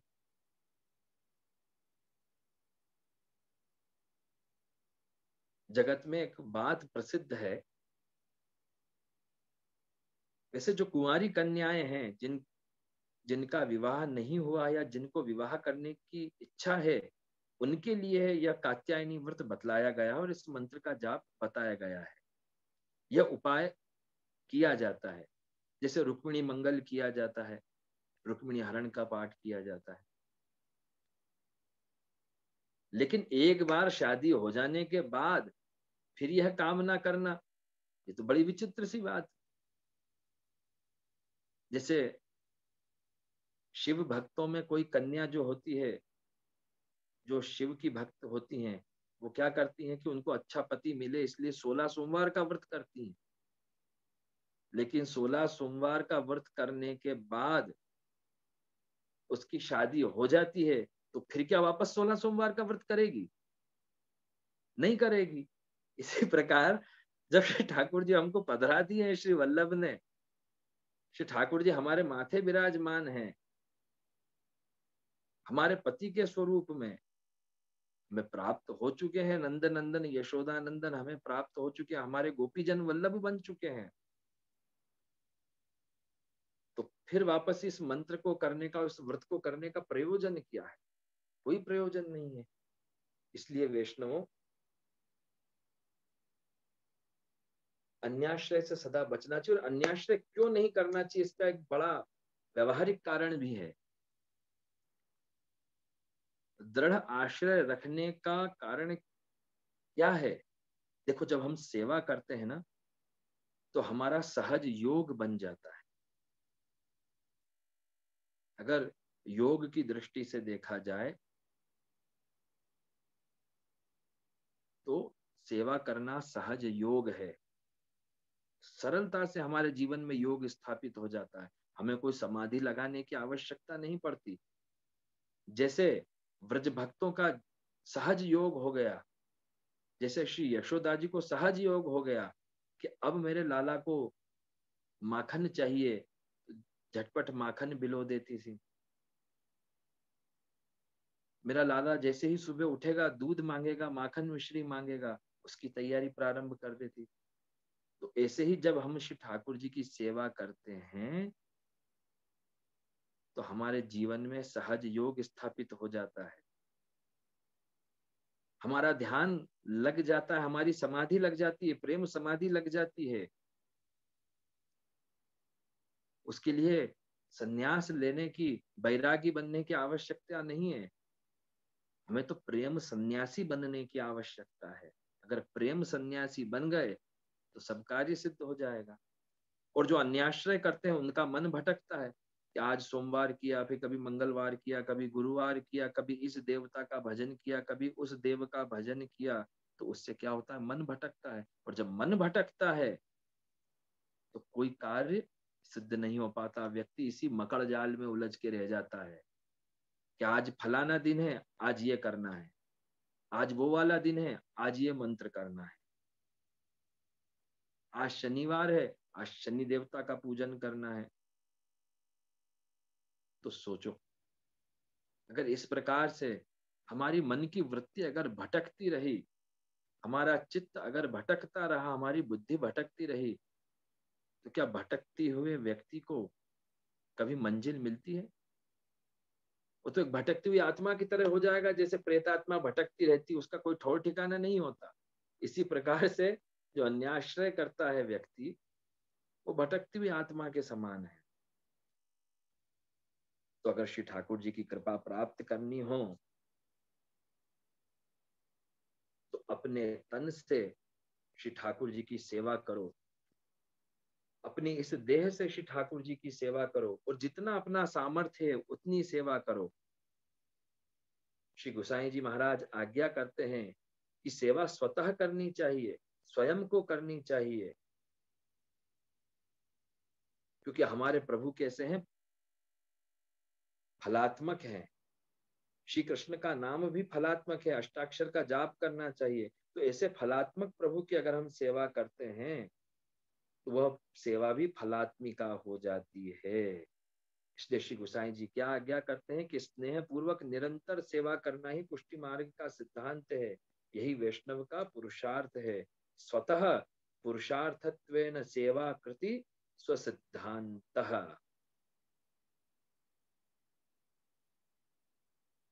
तो मुझे बड़ी प्रसन्नता है कि इन 2 दिवस में हमने वैष्णव सिद्धांतों को समझा, श्री ठाकुर जी की सेवा के महत्व को समझा। और आज के युग की मैं वापस से कहता हूं कि आज के युग की सबसे बड़ी आवश्यकता यह है कि हम वैष्णव को पहचाने। बहुत से लोगों ने सोचा कि इतना सरल, इतना जनरल टॉपिक क्यों लिया। जनरल टॉपिक इसीलिए लिया गया है, मैं उसका रहस्य आपको बता देता हूँ, रहस्य खोल के बता देता हूँ। और रहस्य यह है कि आजकल ऐसे बहुत पाखंडी लोग हो गए हैं। पाखंड प्रचुरे लोके कृष्ण एव गतिर्मम। बहुत से पाखंडी लोग हो गए हैं जो आपके साथ छेतरपिंडी करेंगे, आपके सरल सहज भाव को जान करके आपको लूटने का प्रयास करेंगे, वैष्णवता की आड़ में आपसे व्यवसाय का संबंध स्थापित करेंगे। आजकल बहुत देखने में आ गया है।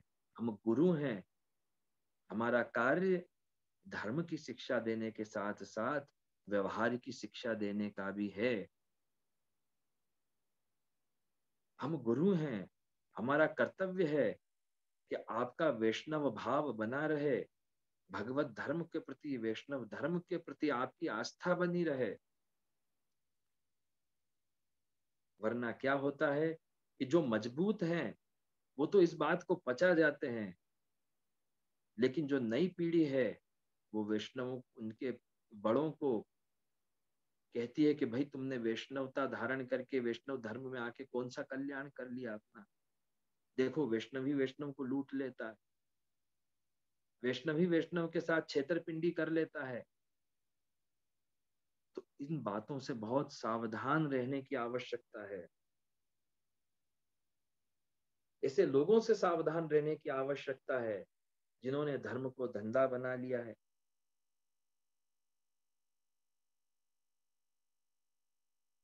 तो यह विषय इसीलिए लिया गया है ताकि हम अपने व्यवहारिक जीवन में यह समझ सकें कि वैष्णव क्या है, उसका लक्षण क्या है। इसलिए वैष्णवता का दर्शन करो, किसी व्यक्ति विशेष के ऊपर मोहित मत हो जाओ। क्योंकि वैष्णव कौन है कि जाके रोम रोम प्रति झलकत कोटि गोवर्धन राई। अरे दामोदर दास हरसानी जैसे ने श्री गोसाई जी की आधी गादी दाब दी। दामोदर दास हरसानी जो श्री महाप्रभु जी के सेवक, उन्होंने अपने पिता का श्राद्ध श्री गोसाई जी से करवाया। कृष्णदास अधिकारी ने श्री गोसाई जी को विप्रयोग करवाया। गंगाबाई के कारण श्रीनाथ जी का थाल छुआ गया। तो ऐसे ऐसे जीवों से जब अपराध हो गया तो आज के जीव की क्या गणना करना। इसलिए सत्संग की आड़ में कभी दुत्संग नहीं आ जाए, इस बात की सावधानी रखनी चाहिए। ऐसे लोगों से बच के रहना चाहिए ताकि हमारा भगवत भाव खंडित नहीं हो। क्योंकि अगर हमारे हृदय में दुर्भाव आ जाता है तो उसका पतन तो होना ही है, हमारा भी पतन हो जाएगा। इसलिए हमारे हृदय में दुर्भाव नहीं आए, असद्भाव नहीं आए, उसकी सावधानी के लिए सत्संग करना आवश्यक है। श्री ठाकुर जी के श्री चरणों में अनुरक्त होकर श्री कृष्ण शरणम मम का जप करना आवश्यक है। श्री वल्लभ के प्रति दृढ़ आश्रय रखना आवश्यक है। इसीलिए तो हमारे आचार्यों ने यह सब लक्षण बताए हैं। श्री हरिराय जी महाप्रभु ने यह जो सिद्धांत समझाया है, यह क्यों समझाया? क्योंकि उस जमाने में भी ऐसा हो चुका है। आप शिक्षा पत्र पढ़ेंगे तब आपको ज्ञान होगा कि श्री हरिराय जी महाप्रभु आज्ञा कर रहे हैं।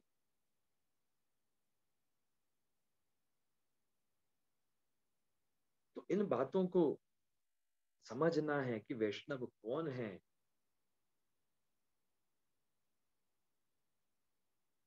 कि जिसका दर्शन करके हमें जीवन में परम आनंद उत्पन्न हो जाए।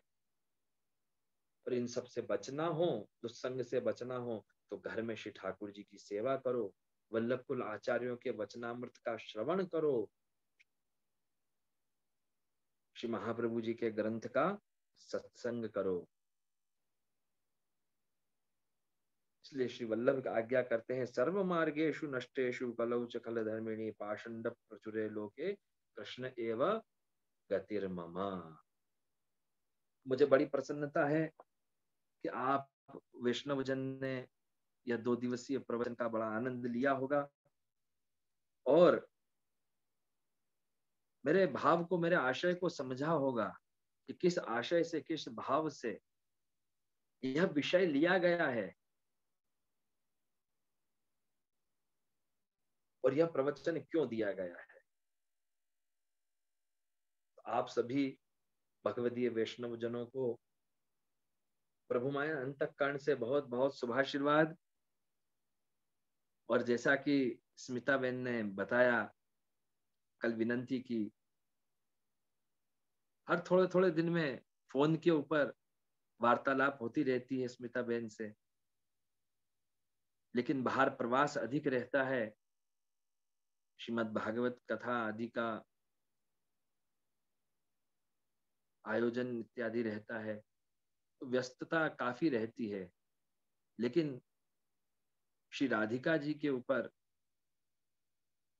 एक प्रवचन सत्र रखने की जो विनंती की है, तो अवश्य ही राधाष्टमी के समय ही रखें तो उसका आनंद विशेष आएगा। और उसके बीच में भी जो विषय आप वैष्णव श्रवण करना चाहते हो, उन विषयों के ऊपर प्रवचन जूम के माध्यम से रखेंगे। और मेरा ऐसा कतई कहना नहीं है, मैं ऐसा बिल्कुल नहीं समझाना चाहता, मैं यह कहना चाहता हूं कि हाँ, अगर आपके अंदर इतना दृढ़ आश्रय नहीं हो तो आप निश्चित कोई उपाय पूछना चाहो तो उपाय भी पूछ सकते हो। अलग अलग समस्याओं का निदान भी पूछ सकते हो। तो आपको भक्ति मार्गीय उपचार हम अवश्य बता देंगे, क्योंकि अपने यहाँ श्री ठाकुर जी कृपा तो सबके ऊपर करते ही हैं। श्रीमद् भागवत में आता है, अकामः सर्व कामो वा मोक्ष कामो उदारधीः तीव्रेण भक्ति योगेन यजेत पुरुषम। अकामः सर्व कामो वा मोक्ष काम उदारधीः तीव्रेण भक्ति योगेन यजेत पुरुषम परम। अगर कोई कामना हो तो भी और कामना नहीं हो तो भी श्री ठाकुर जी के श्री चरणों में अपने मन को लगाना चाहिए, श्री ठाकुर जी की भक्ति करनी चाहिए, सेवा करनी चाहिए। बस इतना ही कह के आज के वक्तव्य को यहीं पर विराम देते हैं, यहीं पर विश्रांति लेते हैं। श्री गिरिराज धरण की जय। आप सभी वैष्णव को प्रभुमय अंतःकरण से बहुत बहुत शुभाशीर्वाद।